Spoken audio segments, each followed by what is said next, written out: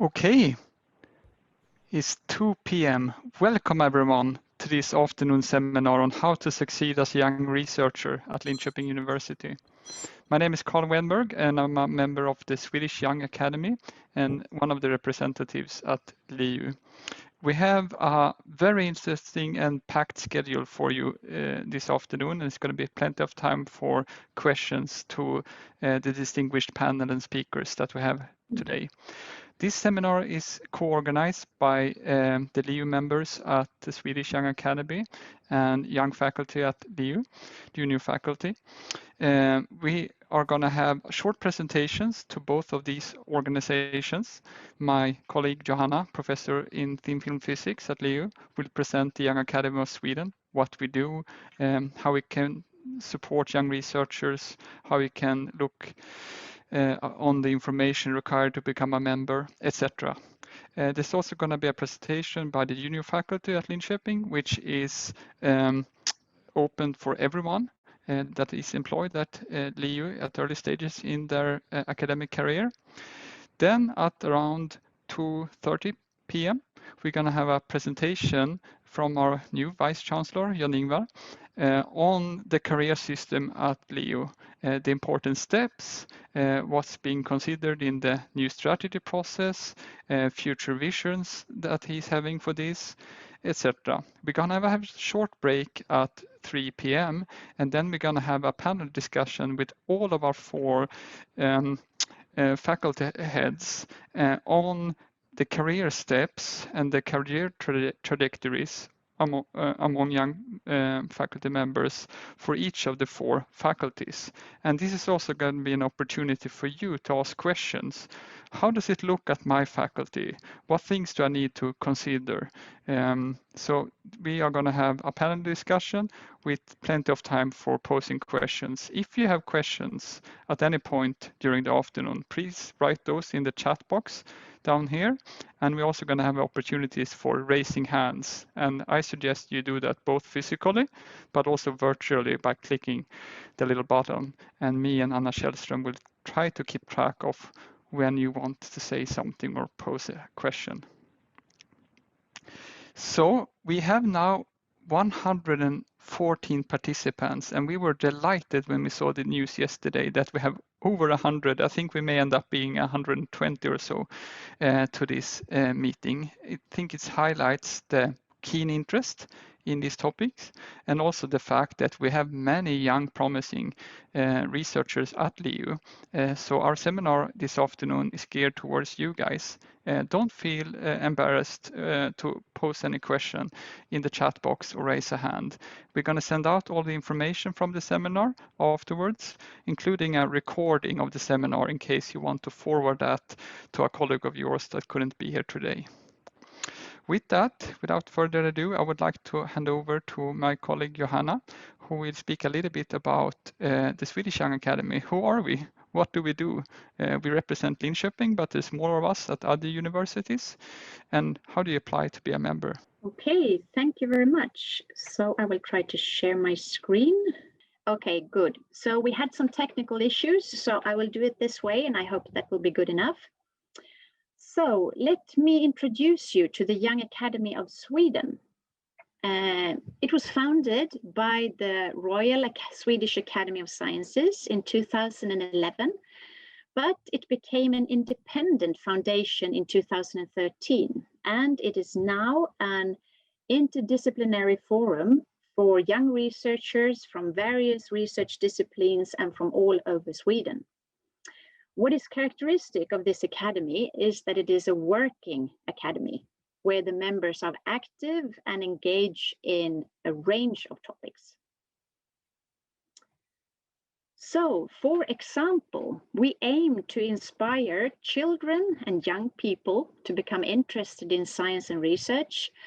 And more important than ever, we aim to inspire, promote, and disseminate knowledge of science and research.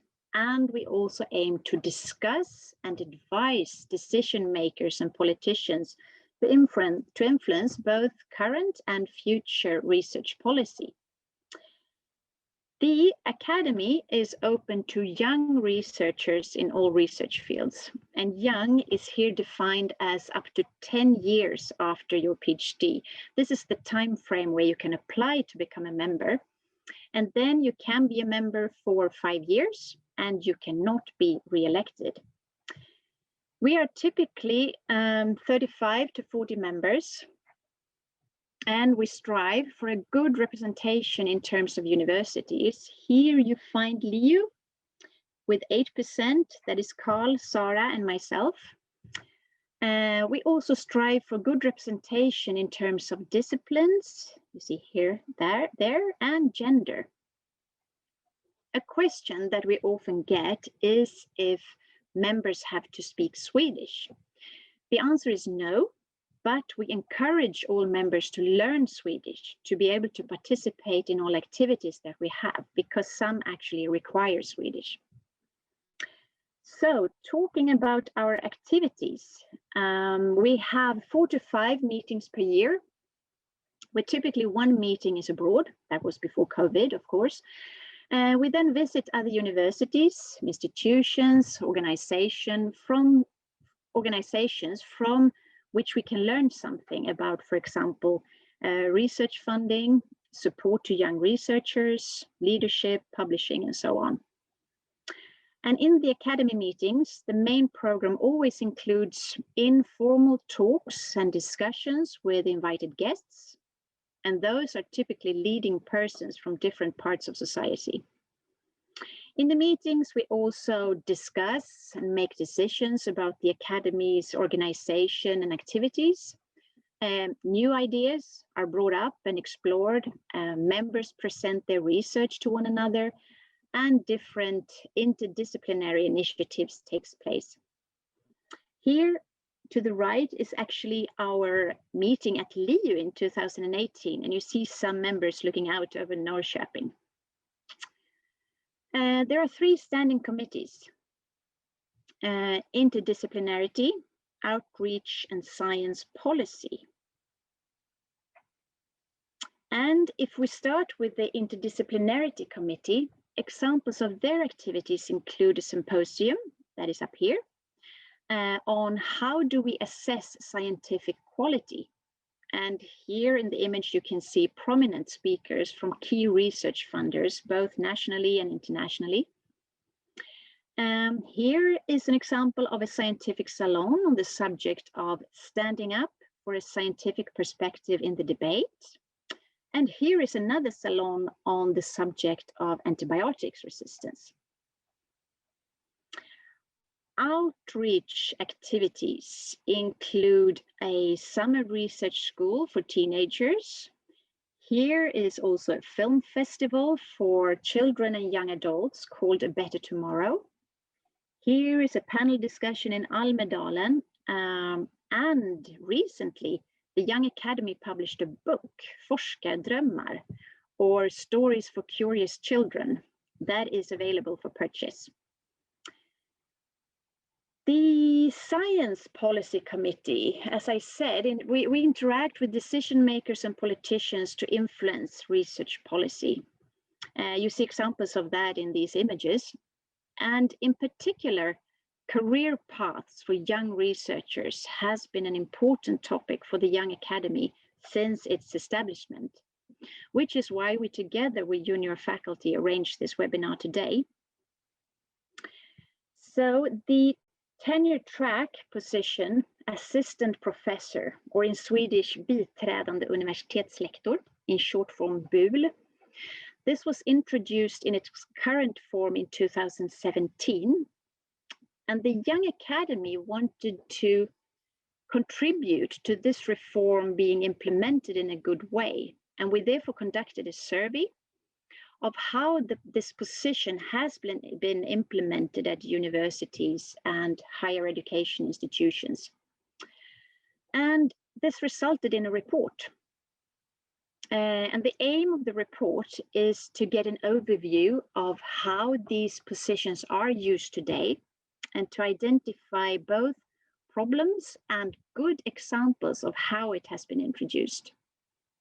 All in all, we want to contribute to assistant professorship becoming the core of a clear, transparent, and quality-driven career system. So what the report shows is that implementation of assistant professorship differs widely between universities and faculties. And in the light of this, the Young Academy suggests, and these are just a few examples, extend the deadline for applying for assistant professorship from 5 to 7 years after obtaining a PhD. This is to not exclude those that do more than one postdoc or longer postdocs. Design the recruitment so that the positions are attractive to the best. This could include financial startup packages to provide independence. It could be to provide access to infrastructure, to design the position with a suitable amount of teaching, I mean, not too little and not too much, and so on. The announcement of assistant professorships should ideally be disciplinarily broad, since that promotes quality, mobility, and equality. The universities should also have a sustainable long-term plan for announced positions, and this is also a pathway for departments to steer and renew their research and teaching. The criteria for promotion must be transparent and promote quality, and at the same time, the assistant professor must receive good conditions for development so that he or she have a chance of meeting these high set criteria. I'm sure that we will get back to some of these points later in this webinar, but before we move on in the program, I just want to say that if you're interested in becoming a member of the Young Academy, then call for applications will be in the fall, with evaluation and interviews during spring, and you're most welcome to apply. With this, I want to say thank you to those providing the Young Academy with funding, and you can reach us here. So thank you very much. Johanna. So if there are any questions on the Swedish Young Academy, feel free to direct those to Johanna, and you can write to her directly in the chat box. I would like to hand over to our next speaker, who is José Gabriel Martinez at the junior faculty at Linköping. I think you can also show some slides. Okay, now? Perfect, thank you. Yes, good. So hello everyone, I'm José Gabriel Martinez, and I'm actually right now in the representative of the technical faculty, the Faculty of Science and Engineering at the junior faculty board, and I'm just going to give a short talk of about what we do, who are we,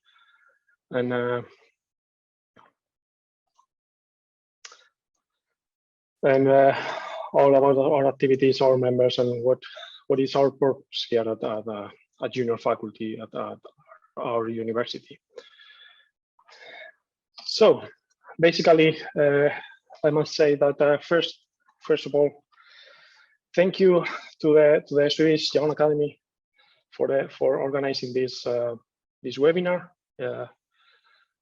and all the work that you have put on it, and also for trusting us as your local support at LiU.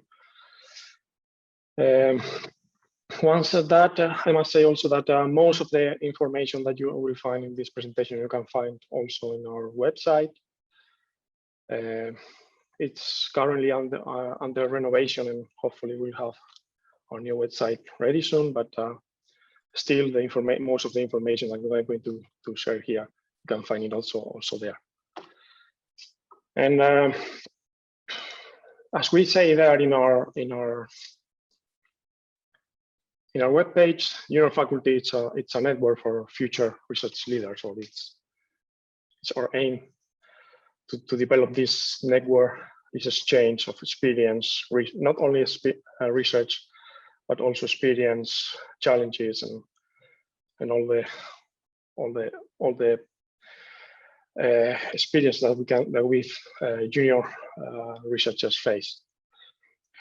It's good to mention that we have members from all the faculties at Linköping University, and our members are those basically have a PhD or a doctoral degree, but have not yet reached the level of docent or are not yet established as an independent researcher with their own research group or and with established position.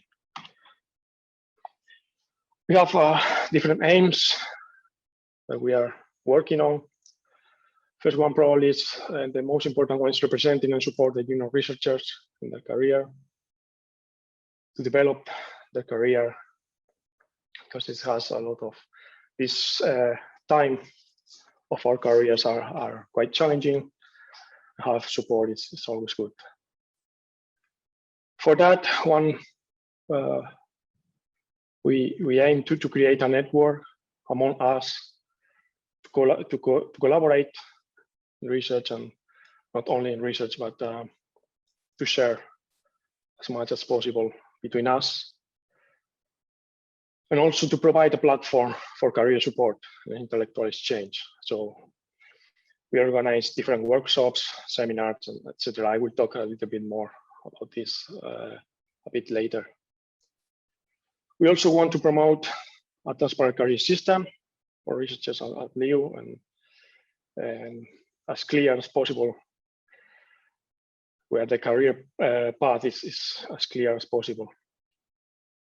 And also to get some national and international cooperation between the junior faculties which help each other. We are actually part of the National Junior Faculty of Sweden, and I will also talk a little bit more at the end of this presentation about it. And finally, but not least, to strengthen the position of research at LiU. And what a better way of doing that by supporting, as I have said, of the future research leaders, supporting their careers, their environments, and giving them the opportunity to develop. As I mentioned, one of our main activities is our monthly seminars or workshops that we organize. Basically, they cover a wide variety of different topics relevant to mainly to skill development and career development as well. During the last year, we have organized, for example, workshops on grant writing, on scientific writing as well, on commercialization of research and so on. And this monthly seminar, we would like to be considered not only as an opportunity to further improve your skills, but also to improve your network with other junior researchers at LiU. We always have some nice figure where we set where we share our experience, comments, and we always meet new people. This has been a little bit harder in this last year as we have gone with our activities online, but hopefully we can go back to these live figures and chats.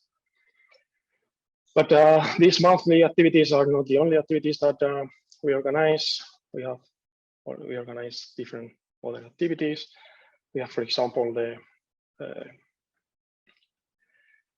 Junior Faculty Prize, which is an award given every year to people supporting young researchers. We think this is important to encourage the support to young researchers, and that's a way of doing that. We have our Career Day where we invite researchers from different stages in their career to try to get some advice from them and so on. And also we have some activities that we invite all our members to, some activities organized, for example, at national level. I will comment a bit later. Our structure, we organize basically, we have members from all the faculties, and our members are early career researchers, meaning from those who have a PhD, postdocs, maybe postdocs, to those who have not yet achieved the level of docent or are not totally established. Currently, we have a structure of 5 board members. We have Stephanie, who I think it's in the audience as well. She's our chair. And then we have Christina, Rosanna from the medical faculty, and I am from the technical faculty as well. And we are missing one board member that hopefully in our next steering group meeting we will approve the inclusion of a new member. I must say that we are currently funded by our grants office. As I said, we are also part of the National Junior Faculty of Sweden, which have a lot in common with us, but encompasses a lot of different institutions all around Sweden. As it is described in the bylaws, it's an umbrella of different institutions all around Sweden. And the aims are quite similar, actually, both at national and local level. And the main aim of the National Junior Faculty is to create the best possible academic environment to enable early career academics to achieve their full potential. So as you can see, we have a lot in common. And for that, it's good to recognize that we are valuable. We are listed as early stage career researchers. We are valuable to our institutions and to our societies. For that, we also try at the national level to strengthen the competence and the career of early career academics. And also a little bit of something similar to what the Young Academy of Sweden is doing, is advocating for policies that promote positive changes in the academic system. For that, we are collaborating a lot with different, for example, different unions and different other organizations to try to keep lobbying and make the career path as far as possible. And just to finalize, I must say that we are actually currently the rotating vice chairs of the National Junior Faculty of Sweden, and we will host the next NJF meeting here at Linköping in next September, but fortunately this will be online as well.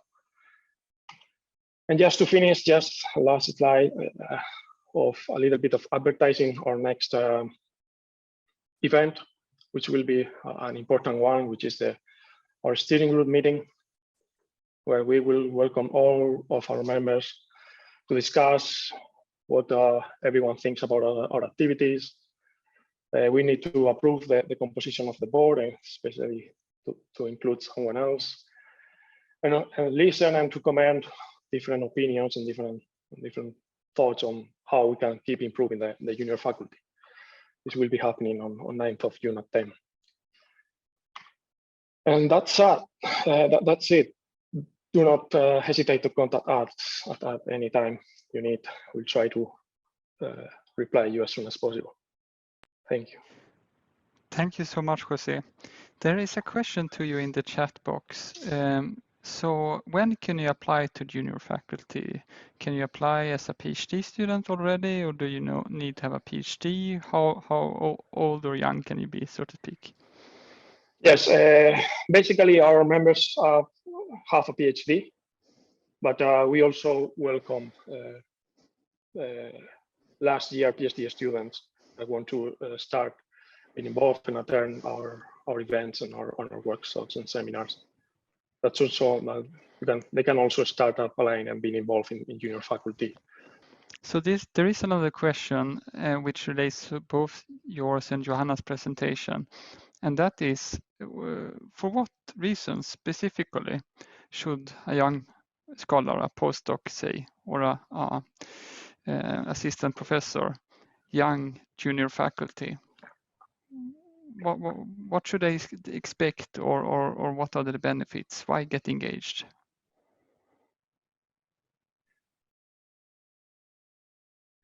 Well, from junior faculty is probably the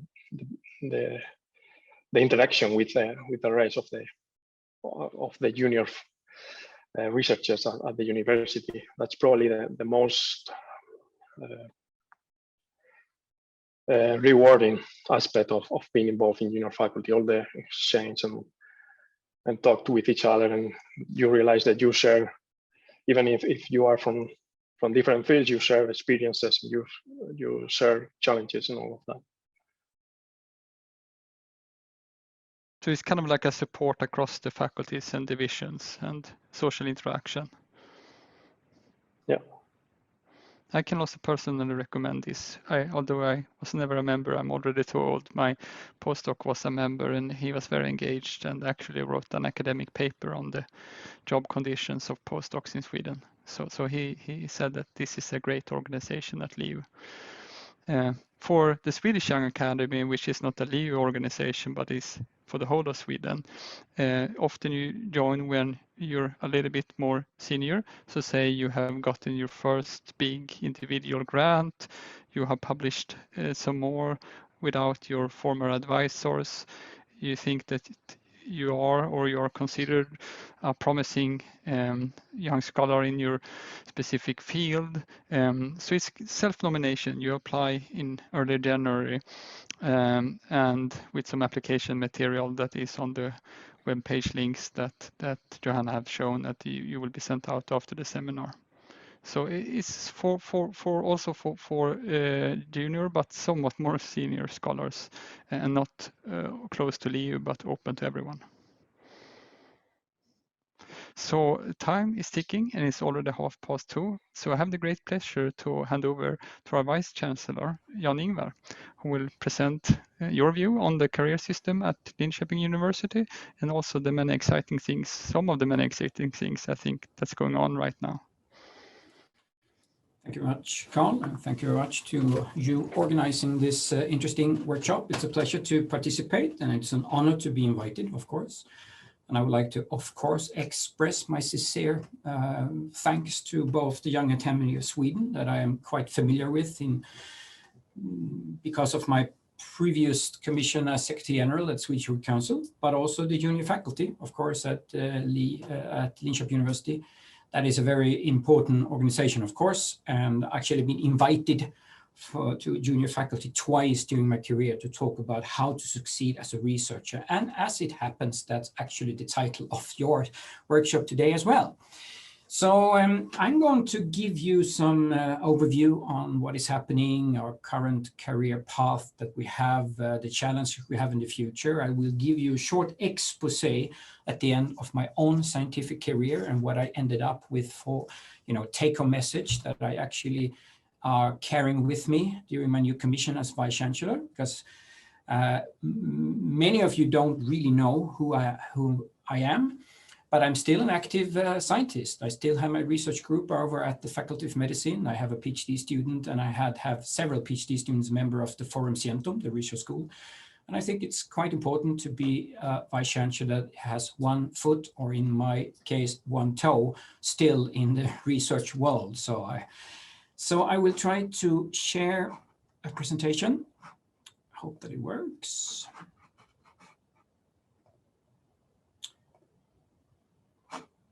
The moment of truth. Do you see this? Karl, can you nod? Do you see it? Excellent. So Linköping University, the vision I have, or the vision we should have with Linköping University, and put it into perspective, is of course that we are really the backbone in this region. We are very, very important for the communities and society and the whole region.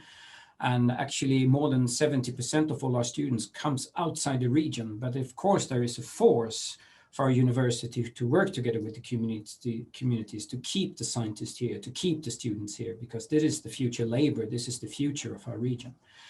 But we're also a national leading university with a lot of innovative education and research, and we have had that rumor for many, many years. It's challenged, of course, but we are still a national leading universities. I normally say that we are the 5th largest. It's more or less true. We are, together with Umeå, at level 5 in Sweden. But we are a significant university and a broad university. And we also have a very good international reputation, of course. So for those of you who are not familiar with Linköping University, I'm going to show you some figures so you know to put Linköping University in perspective. We have 32,000 students, about 18,000 at campus, but there are others then attending some of our programs and courses half-time and occasionally and digitally and so on. But we have 120 educational programs, of which 27 are international master programs. That means that we are probably the university in Sweden that is the most program and campus oriented. We do have a lot of electable courses, 550 courses. We do have a lot of exchange students, as you can see here, 2,400. And every year, a lot of degrees and diplomas are handed out for both bachelor and advanced and master degree. But we are a program and campus-oriented university and a rather young university. We are approaching 50 years. So the question is, how can we cope with all these obligations that we have in education? I should say, if you don't know, we are actually number one of the universities, very attractive because we are first place in Sweden, measured how rapidly students are employed after exam. That I think is a very nice thing to be proud of as a Vice-Chancellor, but I hope you all see what challenge we have. We are number one and we want to stick at number one. And 88% of all the students actually get a position in the choice of the education after 1.5 years. And we need to take care of this in the future. And you, the young scientists, are going to be the future because some of you listening to this workshop are the professors of tomorrow in 10 years from now, 15 years from now, 20 years from now. So if you look on the personnel that we have at the Linköping University, so this is FTE, is something that we use a lot in the economical status of the universities, full-term employments. You can see the blue one here is teachers. We have about 1,600 teachers, and that's all different type of levels. That's the assistant professors, the full professors, etc. The administrative personnel, but then the red one here, if you look on the black and the red, you see a tendency. So if you see for the last 10 years, we have basically reduced the number of PhD students with 20-25%. I guess that's a result mainly of financing issues. Those of you who have been in this business for a long time know that it was quite frequently so that you could go on scholarships or stipends as a PhD student. That's not really allowed any longer. And so that is probably also an effect of that. But you also see that the red increase more than blue. The blue are teachers, there's the staff members and the track positions, but the red goes up, and that's the technical personnel. And we'll come back to that, so keep that in mind that they go up. And if you look then for how many teachers do we actually have? So we have 4,000 staff members at 4 campuses. We have 1,200 PhD students, of which about 800 are full-time. That's many of you listening to this workshop. 159 postdocs. That's only the ones that are employed by the university. Of course, we have postdocs that are working at our campus, at our departments and our research units, but are actually paid outside the university or actually carries on his or her own stipend from an external funding source. 263 lecturers, that's in Sweden adjunct. That's persons that more or less work only with teaching. 100 assistant professors last year, and that is the biträdande lektor, universitetslektor. That's the one that we're going to discuss a bit today. We call it assistant professor, biträdande universitetslektor. We have about 100. 566 senior lecturers, universitetslektorer, and about, well, more than 400 professors, of which 294 are full-time professors. The challenge we have here, which is shown on the next slide, is this is the career structure that we have, basically. And it's organized by policy, documentations, and regulations. But this is the career path, the career structure that we have currently at Linköping University. And the question is really, is it up to date? Is it up to keep the good scientists in our environments? I should say that I'm a big fan of people moving. I believe strongly in mobility. I don't think scientists, or at least too many scientists, should stay in his or her own environment forever. You should always go out and get new ideas and pursue new ideas. You can come back, of course, but this is what we offer today. So starting off with the PhD students, next step is postdoc, and then we have the assistant professors. And they are quite limited, and that is really, many of them are externally recruited or in many times externally funded. The big issue here is really how can we promote the assistant professors to stay and then become, as a tenure track, stay in our organization and become the senior lecturer or the associate professor and the professor of tomorrow.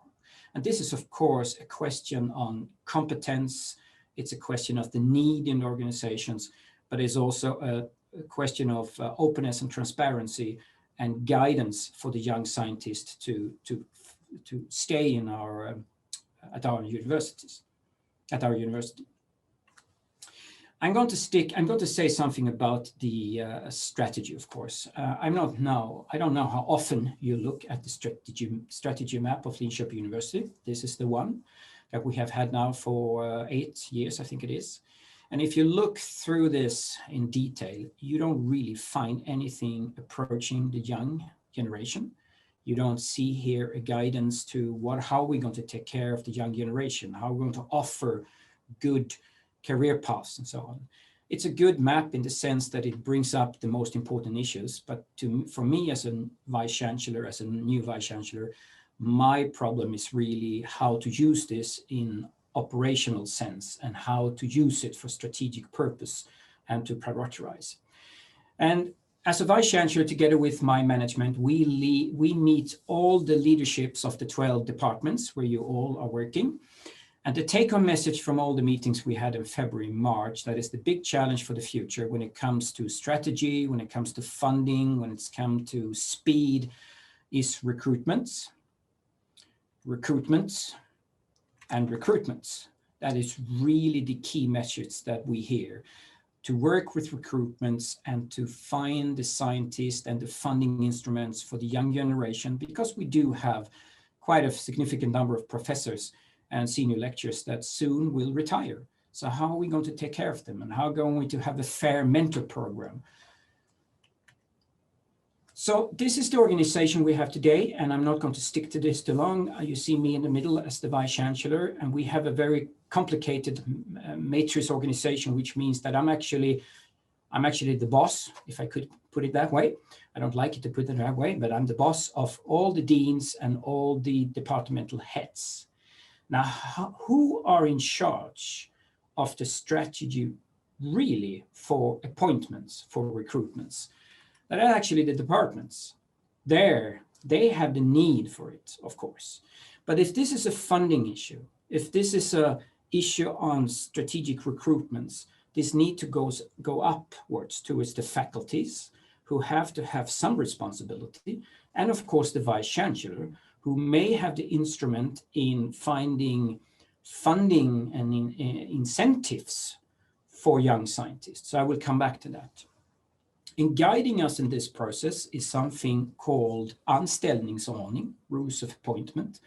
This is the funding document that basically defines the type of positions we have. Every university and high school has them. Well, we have our own, and it's different at Linköping University compared to other universities. This is the funding document, and this is, how should I put it, the power that the vice-chancellor has to promote maybe other type of positions, to promote another tenure track model, etc. So I will come back to that. Another document we have is this. This is the appointment procedure, or the appointment, the general instructions to the appointment boards. That's the boards that under the faculty decides on who is going to be recruited, and decides together with the departments about the strategy for new recruitments. And I think these two documentations are really the fundament for how we're going to approach what kind of positions we're going to offer in the future, and the balance between different type of positions. Let's skip that one. So last year, I started together with my university management this new strategic discussion on our vision. Where are we going to be as a leading university in Sweden and internationally at the year of 2030? And the theme is Think Freely, Do the Undone. And I hope some of you have been participating in this. And I'm just going to briefly say that it was started in last fall. There has been a dialogue support documentation. There has been the possibility for a lot of co-workers to send in ideas, to contribute with ideas and so on. And I hope that many of you have participated. It's a lot of material that is just now analyzed. And since you asked me to talk about what has the strategic discussion of career path led to, I have to be honest with you, not very much at the moment because we analyze it, but I will come back to some of the issues at the end. So these are the overall schemes or that we have discussed, like the educational program we're going to offer, how we're going to attract the students of tomorrow, how we're going to participate in dissemination and impact of our research results, innovations, etc., etc. There have been a lot of questions that we have asked to consider when people and co-workers hand in their ideas and proposals. For instance, what kind of operations do you think we should consider to be Linköping University strengths? What is needed to develop powerful new fields of research? I think this is adequate questions, in particular today when we approach all these young scientists that work actively research every day. And then this key question at the end, which career pathways and university-wide structures are needed to create these attractive conditions for recruitment and for a continued career at Linköping University? And I have already seen a lot of proposals and ideas. So there was this workshop.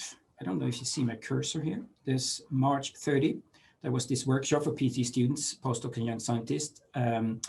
That was quite an interesting workshop, and I'm going to share with you some of the take-home message from that. So the priorities from that workshop from the young scientists, and now we're really talking a lot about PhD students, so postgraduate students, as well as postdoctoral fellows. And that is really how to form this and highly appreciated education for PhD students. What is going to be attractive in the future to come to Linköping University to pursue your postgraduate studies after you're done? And of course, research topics is crucial, of course. And I think there is a need for us to visualize more what kind of research we do, because if we do good, interesting research and package it, it has an attractive value for young scientists to come and work in these environments. The career development and the mixture of courses that we have and activities seem to be very crucial for you as a young scientist. Of course, and I'm a big fan of this, and I have to say that was probably the most crucial thing in my own career, was really the environment I was sitting in. I'm not saying that it's bad to sit in small research groups, but if you do, you need to connect outside, you need to participate, you need to engage. But really the key to me was sitting in a very creative environment and organization that really had a focus on all these issues that makes being part of academia fun. Research, education, wild ideas, academic talks, academical freedom, and so on. And of course, the early career development that we as a university need to offer and support an organization that supports you during your PhD, supports you when it's time to apply for funding. We have a good grants office to guide you in the future to find your career, whether it's within academia or outside academia. So then I thought about, when I read that exactly the same way I look upon it. So I'm actually take you on my journey. So since you don't know me, This is my own career path. It's a bit unique because I studied at Lund University, and I did my diploma. There were not such a thing as master degree when I was young. So I did my diploma at Max Planck Institute in Germany, and that was such a fantastic thing to be part of this this institute, with one Nobel Prize winner in the next corridor and some other Nobel Prize winners coming to the institute at almost a weekly basis. So I stayed there, I did my PhD, and that led me to the conclusion that the research environment where you work is so crucial. And then I ended up as a postdoc. I think it's important to do a postdoc elsewhere. Where have you done your PhD? Sometimes I feel a bit pity because, as some of you know, especially you that have approached your career, you know that sometimes it's almost you need to have done a postdoc abroad. I'm not sure it's absolutely crucial, but to leave your environment and to seek new ideas and to sort of cut the bonds between your supervisor from the PhD, I think it's important. So during my postdoc time in Toronto, I also found my own independent line of research. And then I ended up an assistant professor in Uppsala at the old traditional forskarassistent, that is basically the biträdande universitetslektor we have today, but it's different. Back in Lund, a senior lecturer, and then I ended up in Linköping University. But one thing that I actually also is carrying with me as a Vice-Chancellor is that I was Secretary General at the Swedish Research Council, working for Vetenskapsrådet, and I was in charge of all the issues that in medicine, health sciences, and clinical research. And that gave me a different portion, a different sort of view on the landscape, research landscape, and what is actually, what is the issues that makes a scientist or a scientific environment successful. And some of the take-home message from my time as a scientist through my whole career is really that one thing that makes it very attractive to stay in academia is secure and stable employment. I'm one of the ones that I had stipends for 10 years without any social security, without any pension plan, without any dental plan. And if somebody would ask me, do you think it's important for the young generation to have this? Absolutely. We need to have secure employments. I also think it's very crucial to find these environments where you find the academic discussions, the creative environments. That's crucial for you for your development as a researcher and a teacher. Of course, it's important to have access to support function and research infrastructures, regardless where you work. It's not just equipment, it's also experts and technical personnel and application and softwares, and it's a lot of things, but it is crucial. And that is some of the most important thing that I think we as a university needs to focus on to offer that. Then a take-home message to me and to all of you is try to engage yourself in education, teaching, other commissions. If your interest is in innovations, develop your skills, take on this challenge, but your focus in your early years should really be on research. Because if you decide to stay in academia, this is going to shape you. This is going to give you the opportunity to pursue your research ideas. And for that reason, if you feel you want to stay in academia, you need to try to find your independent line of research. You need to approach and ask your supervisor to pursue your own ideas. That could sometimes be challenging, but you need to do it. And you need to check your own ideas, and you need to test them on other people. You need to interact, go to conferences. And one thing that I really think is important for the strategy of the university in the future is try to engage in departmental activity, be around, show your commitment, participate at lectures. If you get a question, if you would be a member of a committee or board, the departmental board, accept it, because you learn a lot and it's part of your academical sort of journey. And one crucial thing, of course, is build a network of the future. During my PhD, during my postdoc, I still have friends that have pursued their research, that are world-leading research, that I call sometimes to ask for advice. This is crucial to build a network, and you should try to do it early on in your career. So, okay, going back to the career structure, and you've seen it before. one thing that I think we need to discuss, or two things. The first thing that we need to discuss for the future is the technical personnel and the fact that we have today, I got this morning, 156 research associate. That's the same as förste forskningsingenjör. That's a lot. That's more than we have assistant professors.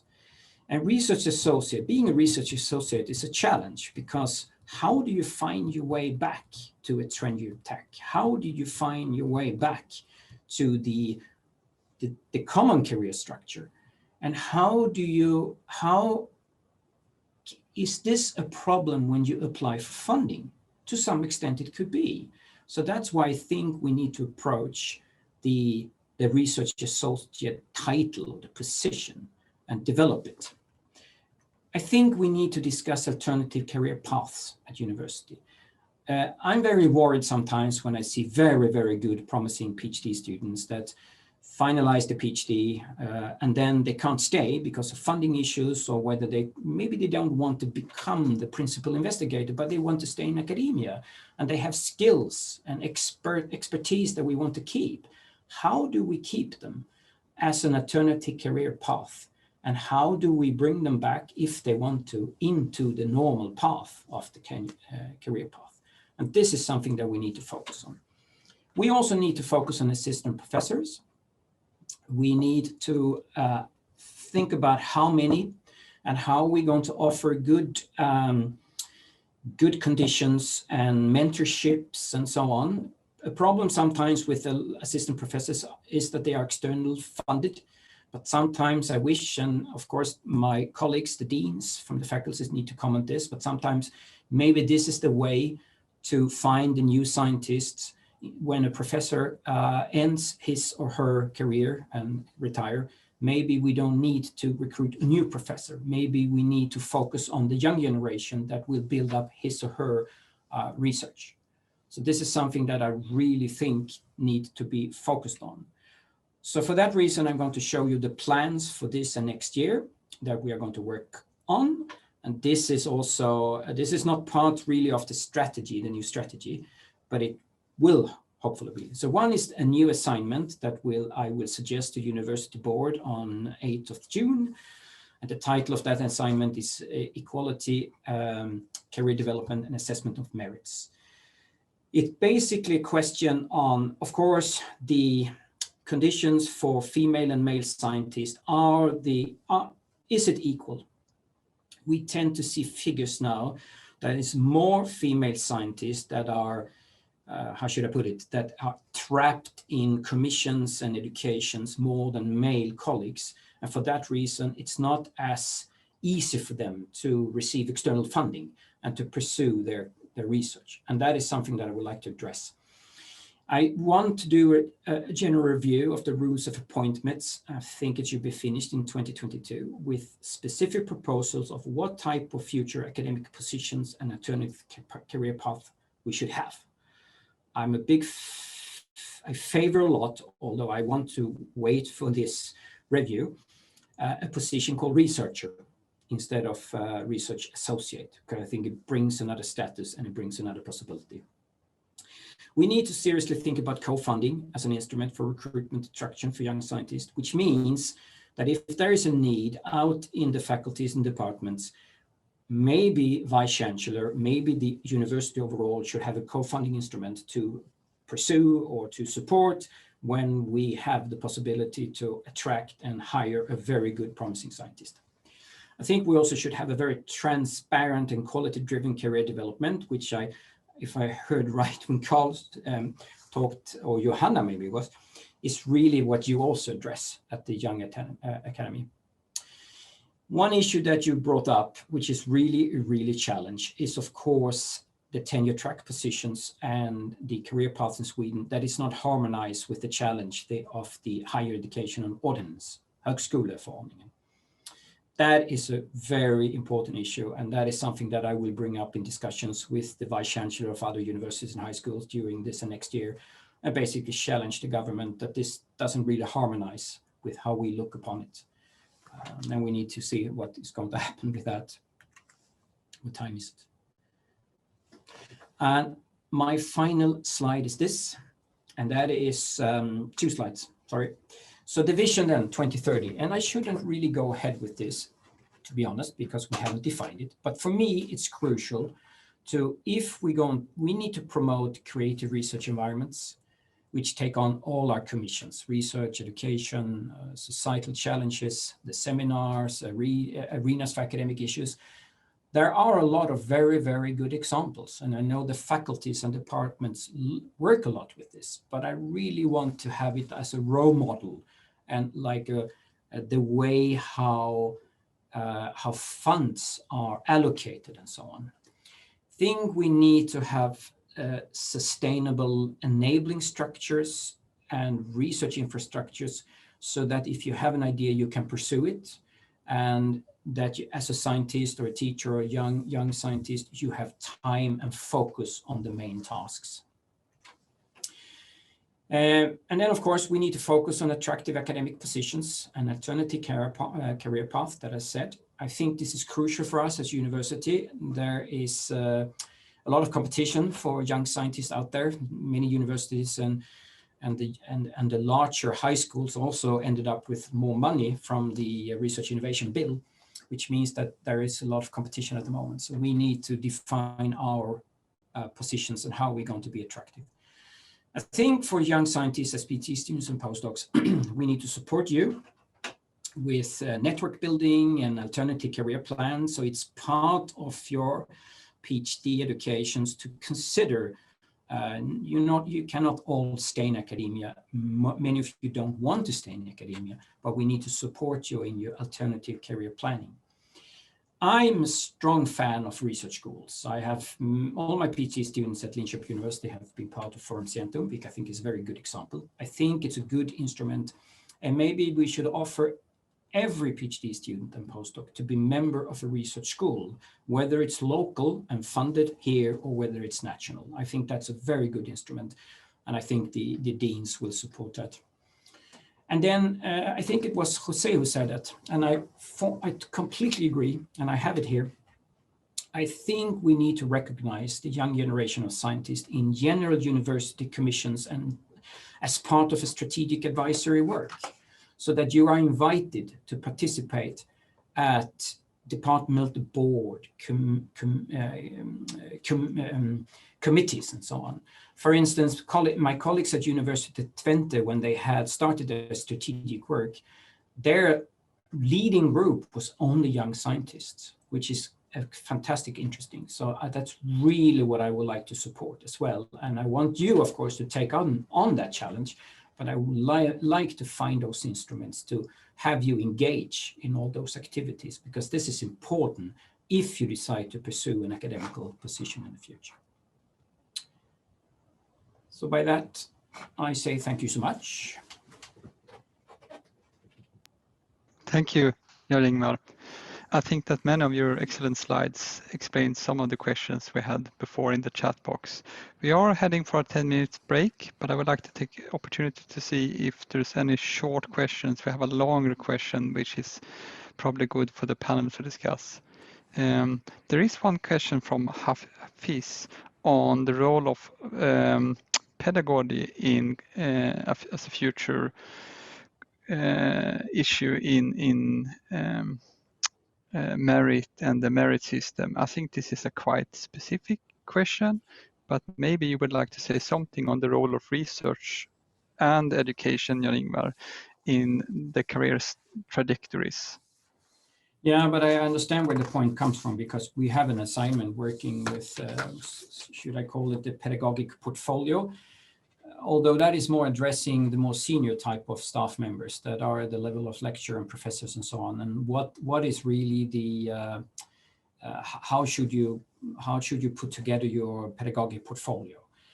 I think it's important for young scientists as well, because regardless where you end up in the future, you will use your pedagogic skills to communicate and so on. So I think it's an important thing. And I think we need to offer young scientists also, pedagogic courses and so on. I don't believe it should be on demand, and it shouldn't be like you need to do it. I think I'm supportive for young scientists to participate in education. Absolutely. I think it's also an obligation that we have, because to pursue, to work with education and teaching is part of the merit system. But when we talk about merit system, the question is really in the future, how are we going to assess merits when we recruit future staff members?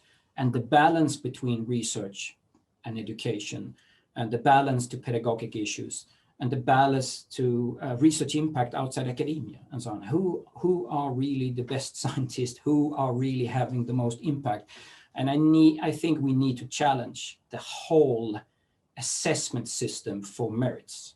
And we need to do that together with the research funding agencies, I think.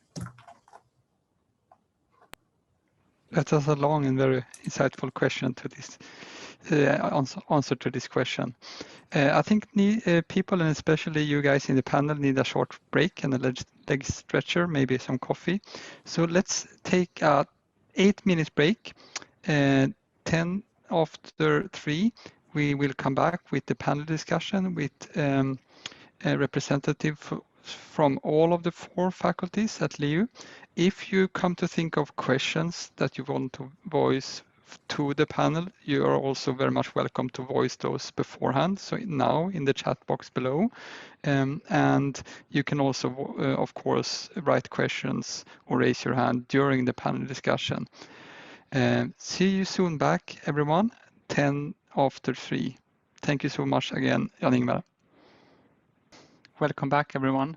I think we are a few more people joining. It is time for our afternoon panel with the representatives and the leaders of all of the 4 faculties. Maybe we have a 5th faculty in leading, do we? No. So we have all of the 4 faculties here. Thank you so very much for taking your time, Karin, Håkan, also to Johan, and to you, Lena, whom I haven't met before. So we would like to pose a few questions to you, and you were sent those questions beforehand. And these questions are related to how the work on careers turn out in reality.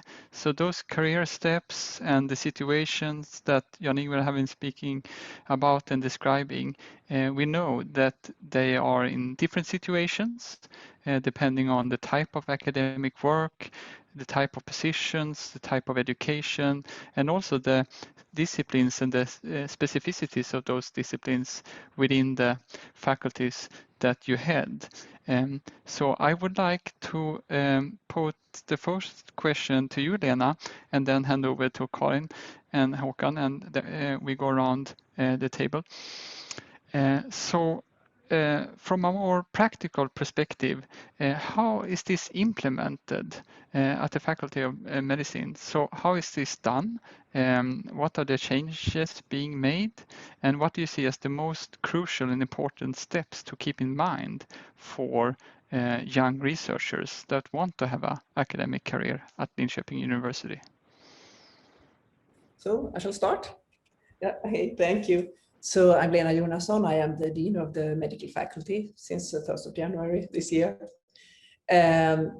First of all, thank you for being invited to this very exciting webinar. I have made some notes here so I can focus on the questions. First, to clarify, at the medical faculty, we have 2 categories of researchers, let's say. So clinical and the so-called preclinical. And the majority, actually 70%, I think it is, they are working in the clinic as a physician, a nurse, a physiotherapist, etc. And they have, for them, we have specially designed a career program called From Student till Docent, From Student till Docent. And but that is only for those who have a position in the clinic. But so that is quite good options for them, I would say. But we have other problems regarding this category because they are I think they are quite absent from, for example, junior faculty. They are often part-time PhD students, and they continue to be part-time researchers. The major problem is that they are too few, actually. And there is a gap now, so we have problems to replace the professors who are retired. So that's another problem. But we have the career program that is quite good, I must say. But then the biochemical researchers, they have another way to go, of course. So let me first say something about the late PhD phase, because it's important to start this as early as possible, and we are going to include career planning as a mandatory moment in the late phase of the PhD period, so to say. So that will be part of the individual study plan. And we are also encouraging them to go for international visits during the PhD visits, and we have funding for that also. We encourage them to take part in national and international PhD courses, and we are more actively directing them to our strong strategic research areas. So we try to start earlier now. But then we really strongly recommend them to go for a postdoc. And for those receiving VR postdoc grants, the medical faculty provides support. That is, they have 1 year salary when returning home. But then it's time. We have the assistant professor. Then it's time for that. And then I must say that I agree with Johanna when she said that you wanted an extended deadline for applying for these positions from 5 to 7 years, because I have 2 recent examples actually where they had been for such a long postdoc, international postdocs, and it was 6 years. I mean, so I really agree with that we have to extend that. It was very frustrating. Now we announced positions as assistant professors have been rare so far, I must admit. So to get such a position, you need to receive external funding for your salary, but however, not necessarily 100%. It could be, for example, that you cover 50% of your salary, and then there can be another senior project leader covering 30%, and then you add up with teaching. And it should not be forgotten that they must collect the pedagogic merits during their assistant professor positions in order to get promoted. And I think in some cases, this may be forgotten. In some milieux, I know it's forgotten. And when it's time for promotion, then you have a problem. And then I must say that even if a passion for science is the most important, the ability to survive in science can also be learned. So then it's about grant writing support, how to enhance your communication skills, to create networks, etc. And this should, of course, start already during the PhD, but I believe that we need some kind of structured career development program for our assistant professors, because now I think there is a large variation. As I said, some get teaching merits and some don't. So there is a room for improvement there in our faculty, definitely. So yeah, I think I stopped there. Thank you. And this thing about getting teaching merit was also raised in the chat box. Is perhaps something that all of you can reflect upon if you want to apply to more senior positions, but you only have research experience, how to have that dual track of having research and teaching experience. And now over to Karin and then Håkan. And I know that you also handle this, that you have large portion of your staff working primarily with teaching and some with research, and also academic staff combining the two. So Karin, how do you see the career system for junior scholars at the Faculty of Arts? What are the specificities in our faculty which may be distinct and important for young scholars to think about? What are the important steps as you see them for the young scholars seeking to have a further career at Linköping? That's a great and long and big question. Hello everybody, my name is Karin Axelsson and I'm the Dean at the Faculty of Arts and Sciences since this is my 4th year. And I'm also a professor in information systems. The character of the Faculty of Arts and Sciences is that it's very broad. It covers both humanities and social sciences, as you probably know, and we have 24 different research environments, and of course, most of them also occupied with teaching. And that means that even if we, of course, follow the career structure of the university, and this map also illustrates the different positions that we use, we can't see this as one way that everyone at every research environment should follow the same way through the structure.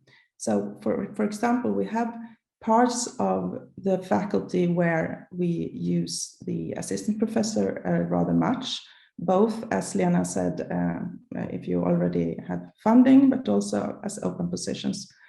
And then we have other parts, other departments or divisions where they have large teaching engagements and combined with difficulties in recruiting for every position. And then, of course, rather young or newly finished PhDs probably would succeed to get a senior lecture position instead.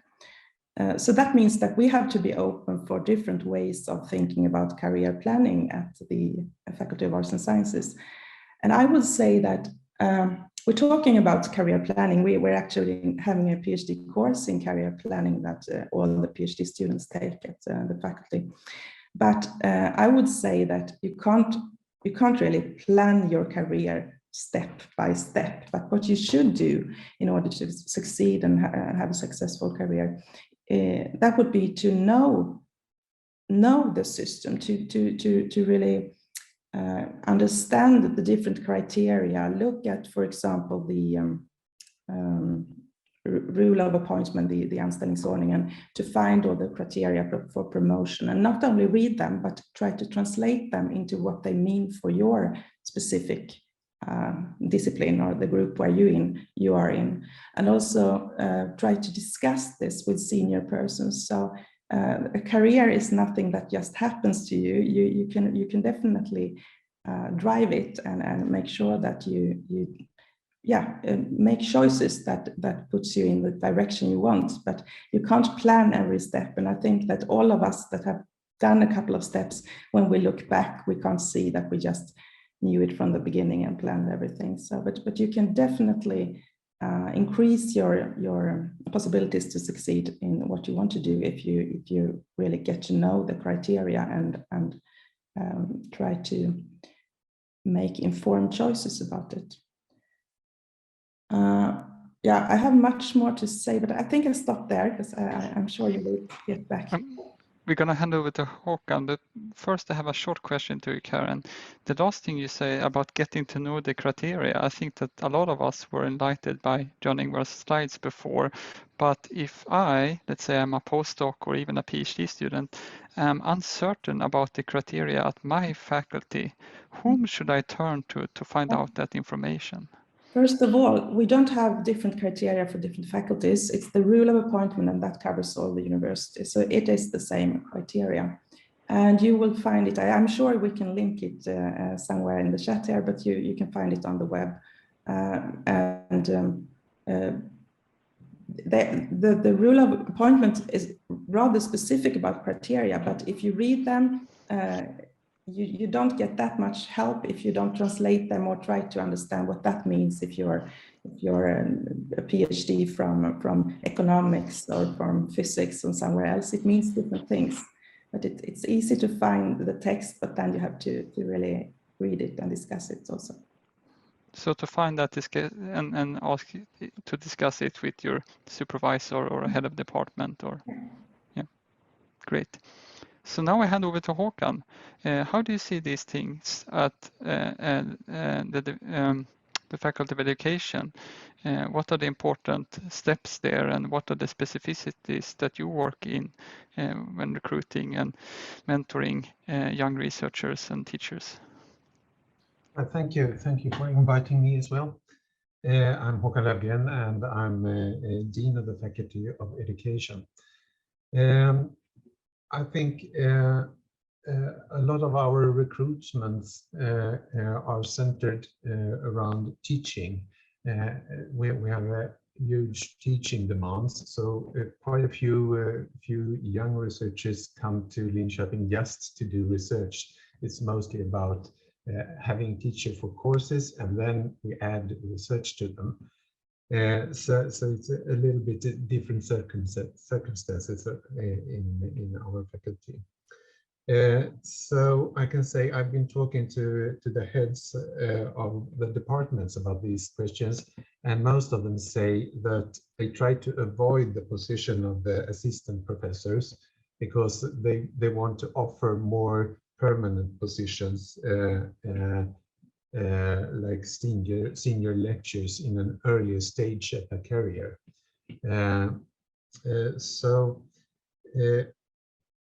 I would say that the challenge in our faculty is, first of all, to get a position as a senior lecturer.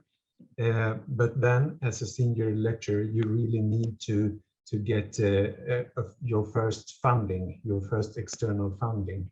So if you do your PhD in the environment, it's really recommended to join a research group so you get the informal contacts and advices, and then maybe can be part of an applications in an early stage. And I can see a real big challenge that some of the senior lecturers are kind of trapped in. They get too much teaching or too much other things around them, so they don't find the time and the concentration to write a really good application. So the main issue is to get involved in some kind of a research community. I wish I could say that there was a formal structure or how we guide young researchers into those informal or maybe formal contexts. But so far we haven't done that. Still, we are quite a small faculty, and we have a lot of what do I say, a caring community somehow.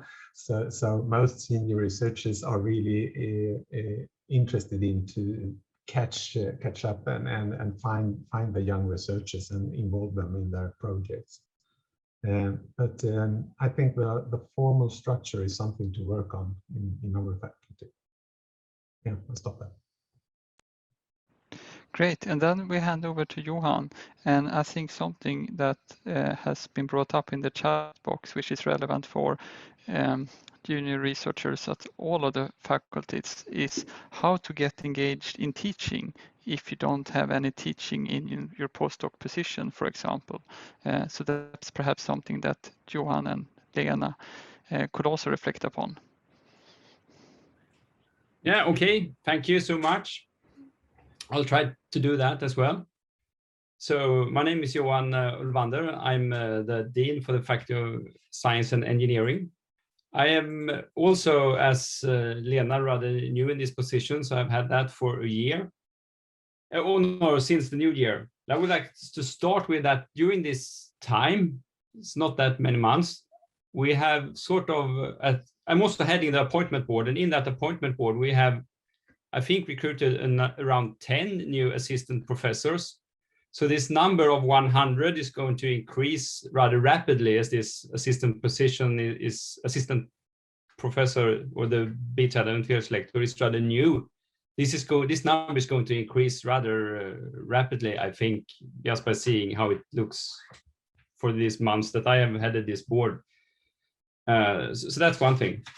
Then I also would like to say that I really liked the Young Academy of Sweden, your Sweden Young Academia, the 3 aims you had there with outreach, interdisciplinarity and policy, which I think is really, really important also. So I really like to hear more about that, because that I think is very important for all faculties, of course, but for science and research in Sweden overall. So glad to hear that. And regarding the career paths, I think, as you've heard, you need to be a independent scientist. That I think is, of course, very important. And then so to publish papers without your supervisor and to show that you can get money, that's important, to receive funding from external sources. But also to be active in the scientific community is one thing that is pointed out in this rule of appointments. So you need to show that as well. And that could be different things, that you are going to conferences, that you're organizing conferences, or you're a session chair in a workshop, or something, that you are reviewing papers for journals and those kind of things, to be able to show that you are active in the research field. That is also important. So you should not forget that. So answer yes to some of those questions if you get them. That's very important. And regarding teaching, which of course is also very important. And then you can remember that teaching could be many things. It could be teaching like in front of a class, but it could also be supervising master theses, for example, or other kind of, what we're looking for is sort of pedagogical work to invest in other learning. So try to look at this teaching as a little bit broader, and also the pedagogical courses that are offered by Didacticum, that you should take them as well. That's also one important thing. And also on this pedagogical part, to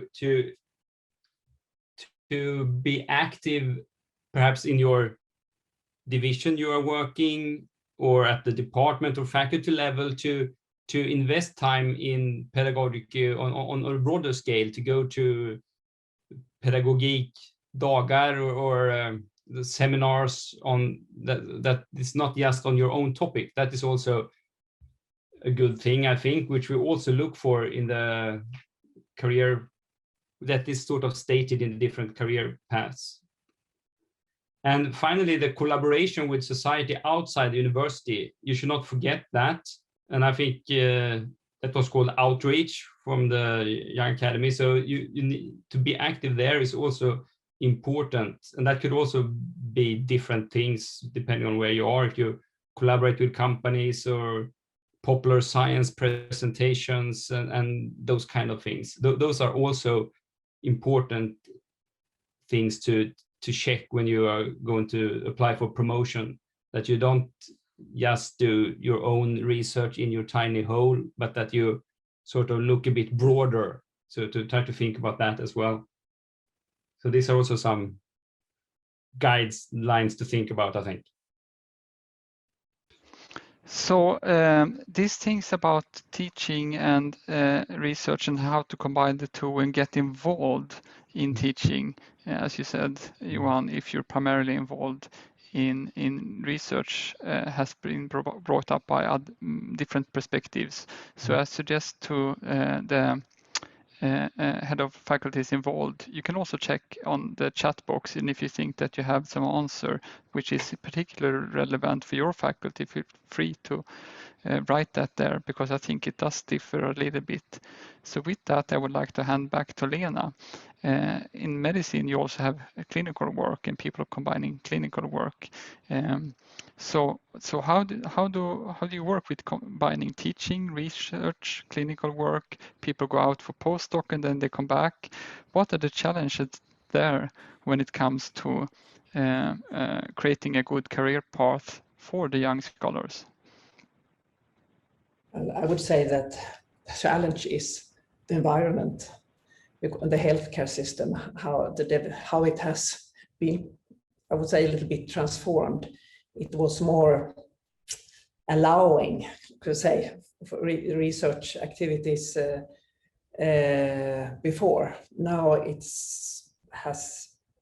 the production rate has increased in that way. So unfortunately, I would say the academic environment has been quite poor.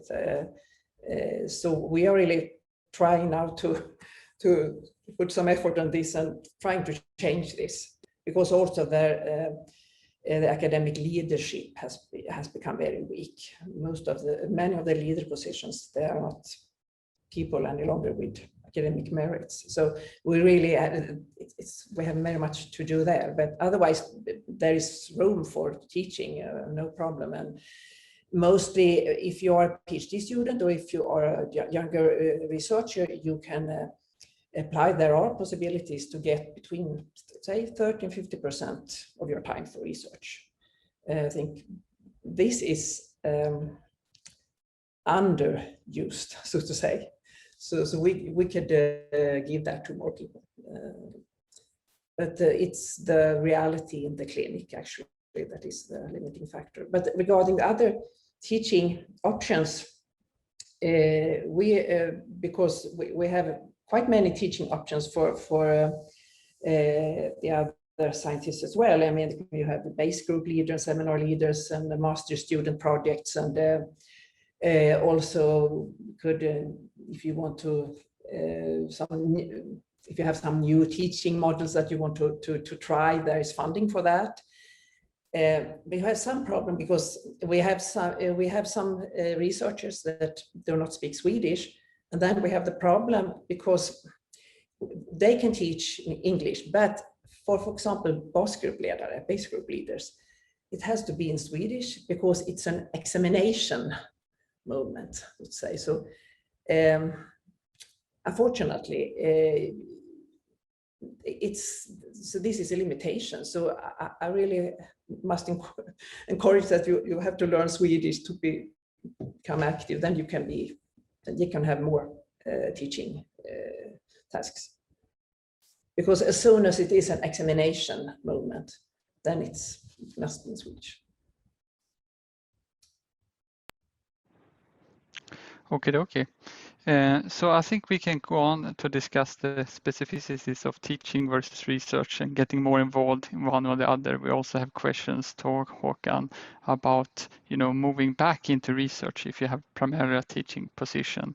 But before that, I would like to ask you all a little bit about the new process which we have initiated since a few years, the tenure track assistant professorship process. Biträdande universitetslektor, which has been implemented and revised and also evaluated. And we in the Young Academy of Sweden have done one cross-national evaluation of the different faculties in Sweden. And we see there's a lot of heterogeneity in how that is being implemented and also the conditions for organizing these positions. So perhaps you can tell a little bit about how that is being organized and your perceptions of how it works. What is good, what is bad, what can be developed for those that seek such positions. The career position of biträdande universitetslektor, assistant professor. Since Lena have just spoken, maybe we should head back to Karin and then Håkan again. How do you see this going on, Karin, at the Faculty of Arts? I saw Jan-Ingvar was waving, but should we continue with the next question? Are we allowed to bring him into the panel? I don't know. Jan-Ingvar, would you like to say something?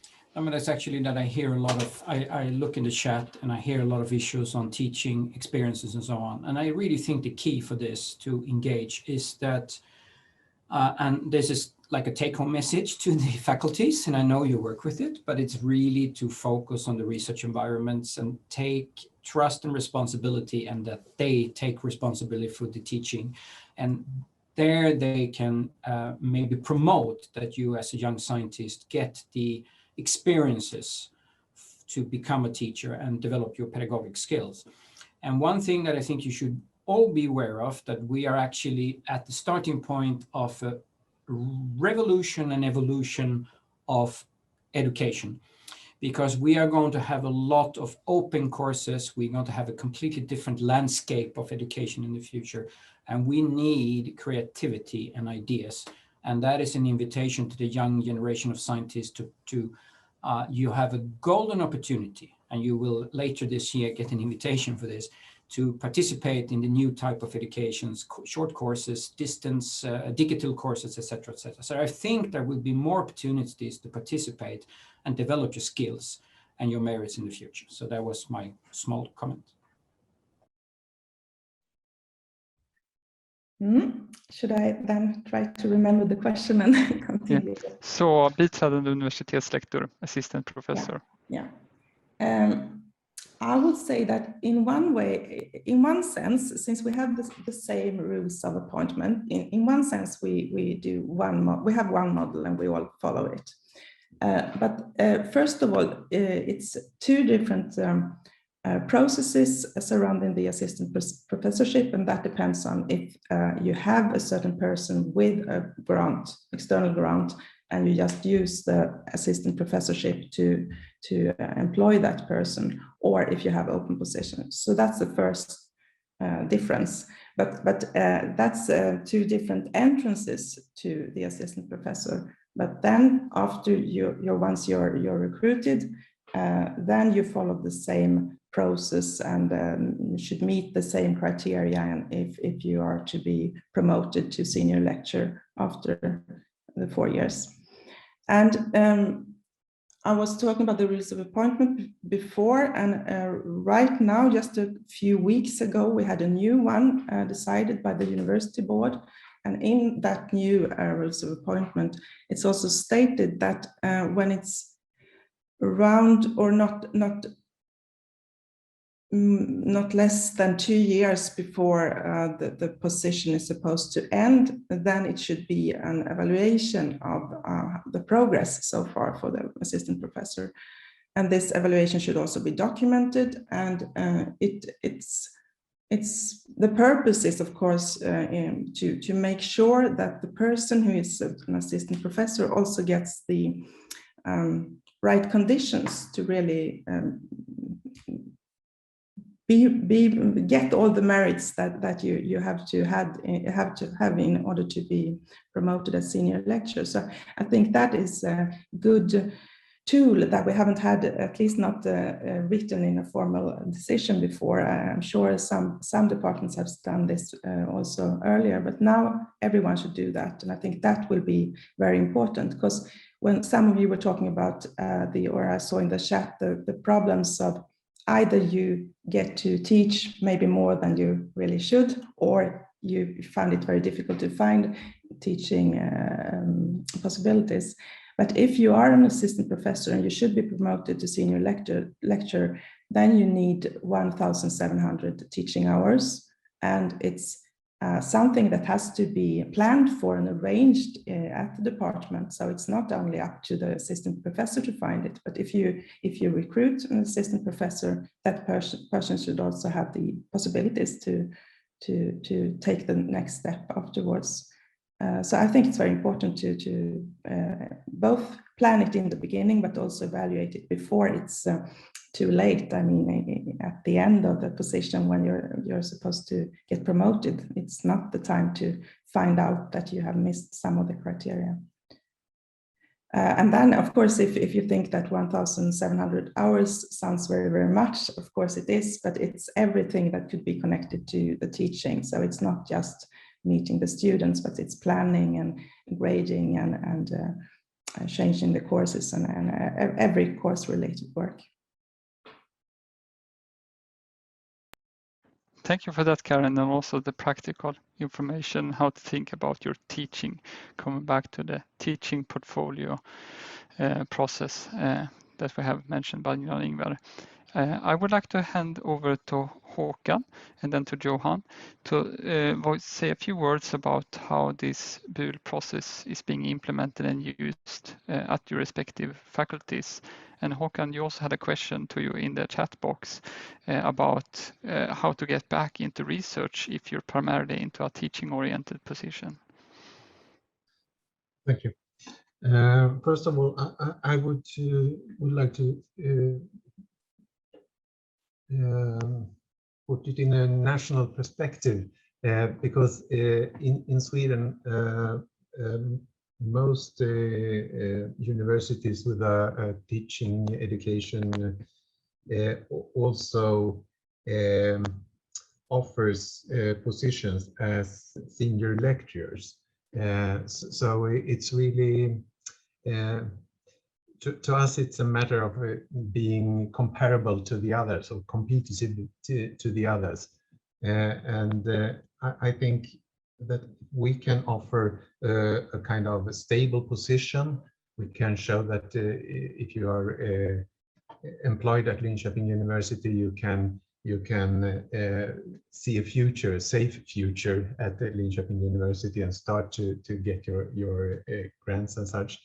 It's something good compared to the other universities, because they offer such positions, and sometimes they also can offer some time for research in those positions as senior lecturers. So the position assistant professor is not that attractive, I would say, in teaching and teacher education. So I don't think we have any assistant professor right now, and I've been talking to the heads of the departments, and they don't seem to be keen on doing that, because they don't think that would attract new staff to our departments. So that's our perspective, and if I can find, or if anyone can find time for research to the senior lectures, we prefer to give time to those positions.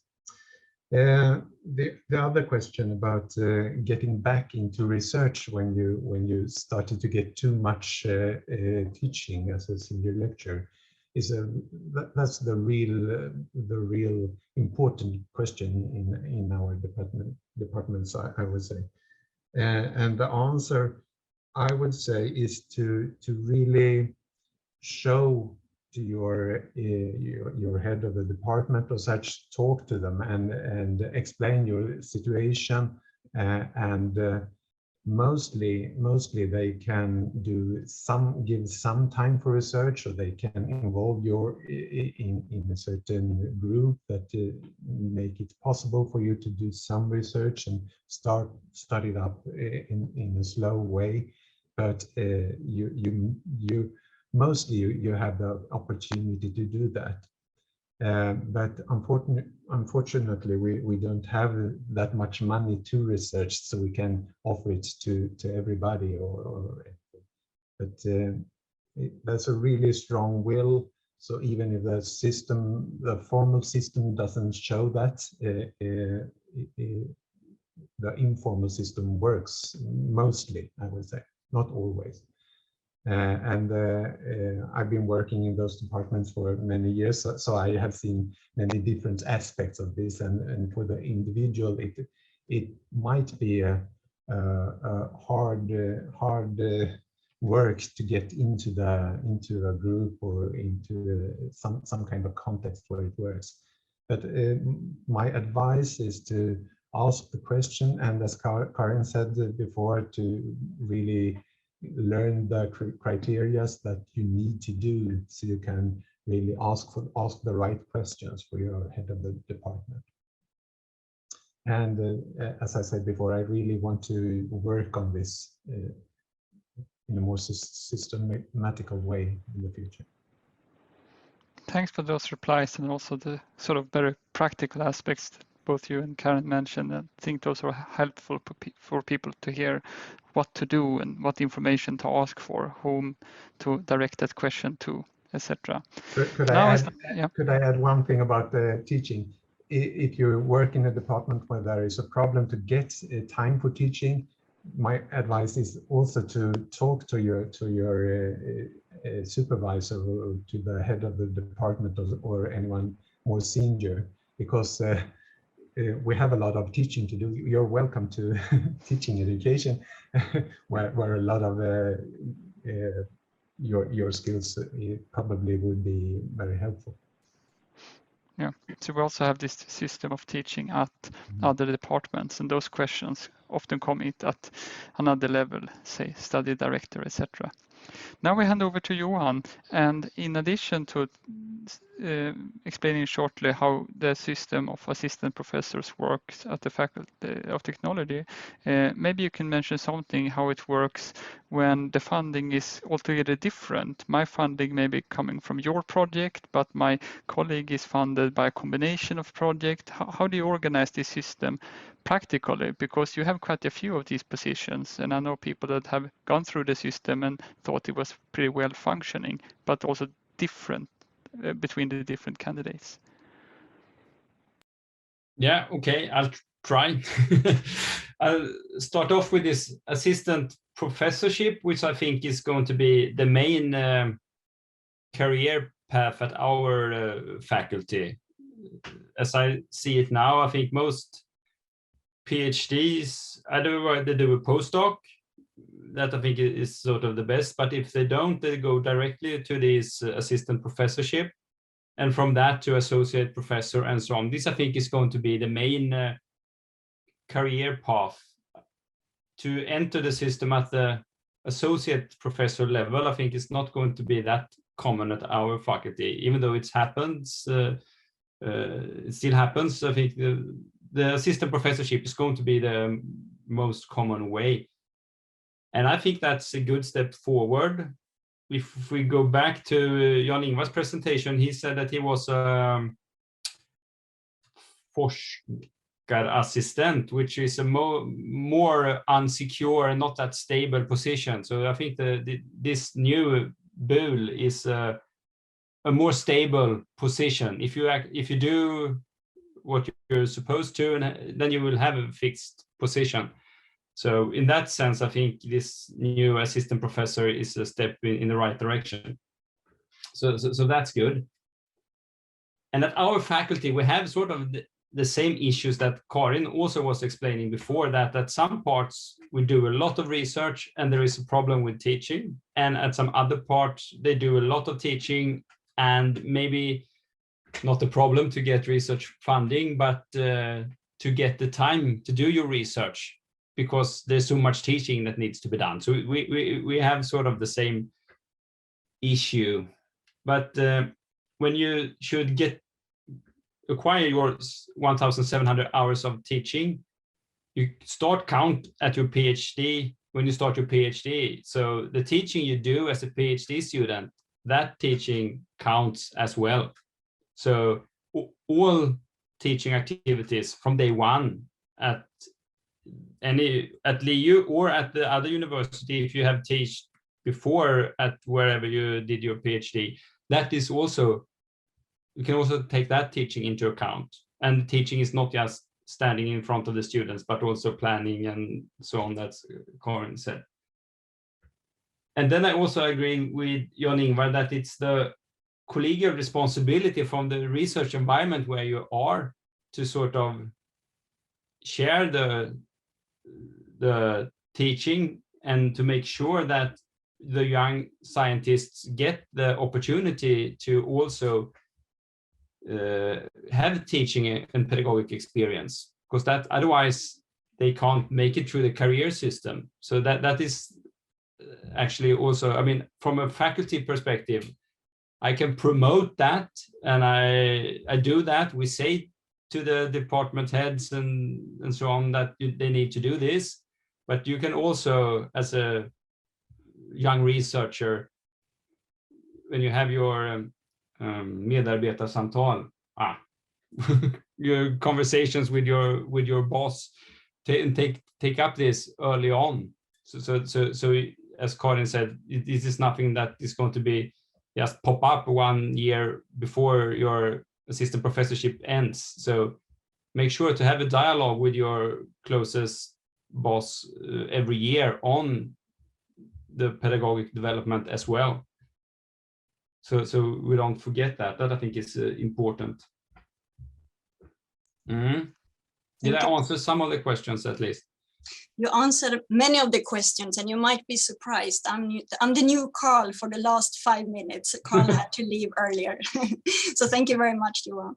Thank you. So we have 5 minutes until time is up. I think we could continue this forever, but we should stick to the time. So for the very last 5 minutes, I would like us to switch to the last point that we had, which is how the result from the strategic discussions of the career path will be implemented at each faculty. And I know Jan-Ingvar told us this is early on in the process, so it might be hard for the different heads of the departments and faculties to know already now how to do this hands-on. So I would like to invite you all to like a quick round of reflection, and also to invite Jan-Ingvar to this one. And within this big question, I like to put some of the comments we got from the audience beforehand, and that are kind of aspects such as, are there any kind of unifying aspects of career planning and career evaluation that will be taken into account in this work? We heard in the discussion that, of course, each faculty need to adjust to their own situations, but is there a general discussion among you, the heads, and Jan-Ingvar about evaluation halfway through? Is this something that should be done, for instance, all over? Are there common mentoring programs, for instance? So I know these are big questions, but a quick round for the last minutes. And I think we start with Jan-Ingvar here. Yeah, well, so I should say that maybe you don't know, but I meet my dean colleagues, and we are happy. We are a happy gang meeting every Friday, and they are a member of my so-called University Management Council. And that is a very important forum for me, and we basically challenge each other and we discuss heterogeneity between the faculties. And I, as Vice-Chancellor, do respect that the faculties have different challenges and have different settings and how to promote both research education. But I also think that we all thrive towards some homogeneity and policies that could be implemented overall. As you said, so it's too early to talk about the strategy, how it's going to be implemented. But of course, I expect my dean colleagues to follow me in what's coming in the strategy. But it's not an easy question. It's and I'm a fan. The challenge with academia is that not everything is the same. That is really the challenge. But of course, when it comes to issues like career opportunities and so on, we need to have a more homogenized policy and regulations. Absolutely. Thank you, Jan-Ingvar. I quickly leave the word to each of the deans. So Lena, if you are the one to start with some final words here. Yeah, okay, then we are, so it's on 4 o'clock. I would like to say that be careful so there is not too much career anxiety, because you risk losing the joy of science, and thereby you may risk the chances of success. I mean, don't get too anxious about this. I think that I would like to put emphasis on that. Thank you, Lena. We should remember the passion for science. Yes. Karin, some final wise words from your side. I can agree with Lena's wise words. I don't have to repeat them, but I could answer one of your questions very shortly, and that is that this mid evaluation will be for everyone, because that's, as I said, is in the new rules of appointment. So that will be for all faculties. That sounds fantastic. Yeah. This is something many in the audience have asked about. Håkan, what do you want to end with? Read the rules of appointment. So you know about the criteria. I think we are revising it right now, but we will revise it as well in the future. So follow that development and read the words so you know what counts when you want to take your next step. And love science. Thank you. That's very good and hands-on advice. And Johan, you're the last one out. Yeah, I would like to stress that I think it's very good that when we do things across the faculties. When I was a young PhD student, a young researcher, and I took these pedagogical courses, and I met scientists from engineering and from natural science, from medicine and arts and science. I think that's a big strength of Linköping University, that we can have these meetings, which is very unique. It's not that many universities that can do that. So I think that is something that we should build upon when we make these structures, that we meet over this 4 different faculties, and what the mix that we get there is something unique for Linköping, and we should build on that, I think. So. That sounds great. So thank you, everyone. Time is up. But I would like to say on behalf of the Young Academy and also junior faculty that I think we're all impressed with how the broad span of discussions we had today, from visions, future visions, but also to hands-on advice. So we're hoping that we can continue these discussions in the coffee room, in different projects groups, and in different boards, and reunite again another year in this format. So I would like to thank all the panelists, and I like to thank the very active audience. We got questions in advance, and we got questions along the way, and we will save the chat for our notes. Johanna, any wise words or concluding remarks from your side? No, I can just agree. It's been a very interesting discussion. And maybe we should also remind all the attendees that you will get the link. That this has been recorded, and you will get the link so that you can spread this if you want to, or watch it all over again.